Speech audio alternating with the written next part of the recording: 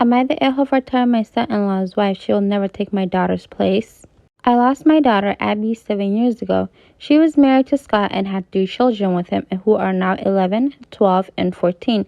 Scott and my grandkids stayed part of the family, and last year, Scott remarried. His current wife is Beth.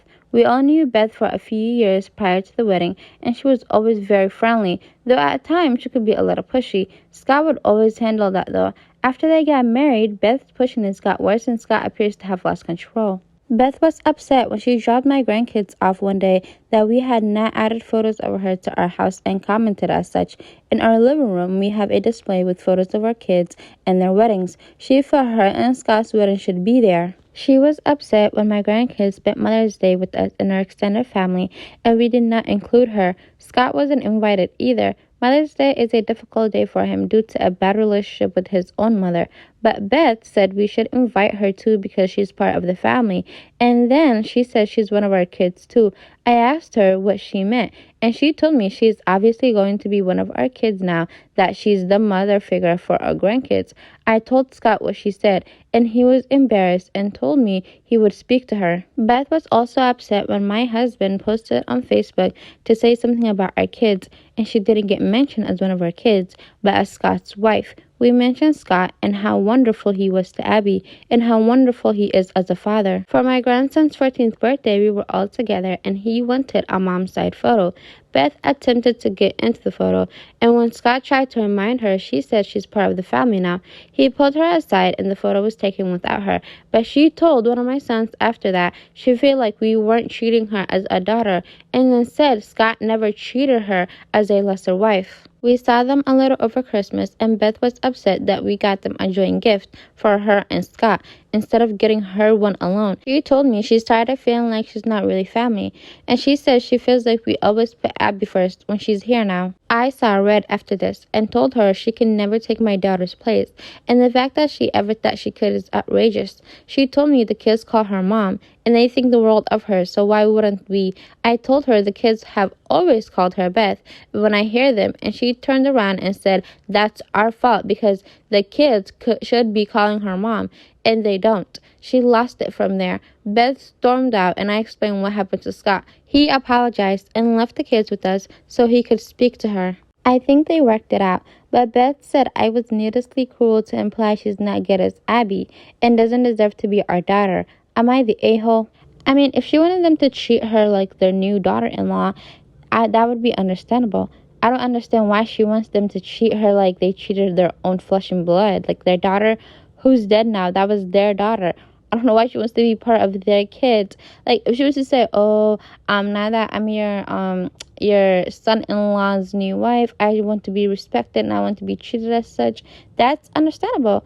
But, oh, I want to be part of your family and I want to be one of your kids. Like, I don't know about y'all, but that's pushing it to me. But let me know what you guys think in the comment section. Am I the a-hole for revoking my mother-in-law's babysitting rights because she put my son in a diaper? Me, 29 female, and my husband, 31 male, have a son, 3 male, and a baby girl on the way. As a baby, my son developed a severe allergy to diapers. He'd get awful rashes that took way too long to get better, and nothing we did helped. Due to that, my husband and I decided to start potty training a bit early, right before he was 18 months old. We talked to his pediatrician and relied on cold diapers as much as we could. After a few months of that, he'd almost grown out of his allergy, but we kept going. Today, he's fully potty trained. He had some very rare accidents, but only when he tries to delay his bathroom trips for too long. When that happens, we wash him up and replace his underwear.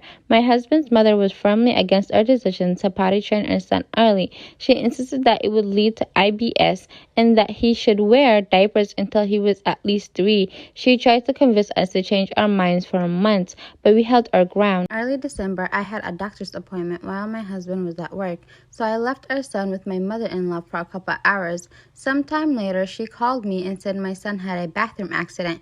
He hadn't had one in months. I instructed her on how to proceed, as well as where to find the spare clothes I'd packed for him. I picked him up an hour later. On our way home, he complained about being itchy. I didn't know why until I got him ready for bath time later that night. He was wearing a diaper. He didn't get any rashes, but the diaper was a couple sizes too small and he hadn't worn one in a long time, so I think that's where the itchiness came from. When I asked him about it, he confirmed my mother-in-law had said he was still a baby and put him in the diaper. My husband and I confronted her about it. She defended herself by saying his accident was clear proof we made a mistake by potty training him early, and he should go back to wearing diapers for the time being. At no point did she apologize. She decided she was forbidden from babysitting, as well as spending time with our son unsupervised. She didn't think we were serious until we went to her place on Saturday. We had to go to the hospital, and rather than leaving our son with her, we took him with us. Now that she knows we're serious, she's calling us dramatic and ungrateful, as well as claiming we're alienating her from her grandchildren out of stubbornness. She maintains she was serious about early potty training being a bad idea and was only trying to help us. I don't think we're in the wrong, but it does feel a bit dramatic. My brother-in-law, who was skeptical of our decision back in the day, thinks we're right to be angry, but it's still an overreaction to revoke her permission to babysit our son. Am I the a-hole?